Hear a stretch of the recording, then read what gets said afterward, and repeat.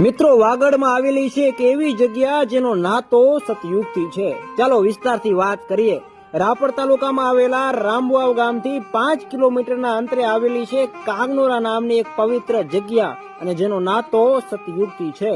એમ કહેવાય છે કે સતયુગમાં એક ઋષિના નામ પરથી આ ડુંગરનું નામ કાગનોરા પડ્યું. અહીંયા રામગર નામના એક મહાત્મા સંત થઈ ગયા. અને મિત્રો, આ એ જ જગ્યા છે જ્યાં રવિભાણ સંપ્રદાયના મહાન સંત એવા ત્રિકમ સાહેબને એમના ગુરુથી ભેટો થયો હતો.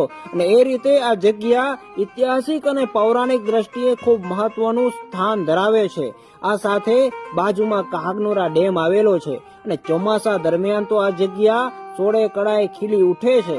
ડુંગરની ટોચ ઉપરથી ખૂબ જ રળિયામણો અને સુંદર નજારો જોવા મળે છે. આમ આ ત્રિવેણી સંગમ ધરાવે છે. આ તો ભજન કરવાની પવિત્ર જગ્યા છે. જો આ જગ્યાનો વિકાસ કરવામાં આવે તો એક સારી ફરવા લાયક અને આધ્યાત્મિક જગ્યા બની શકે છે. મિત્રો, જય સત.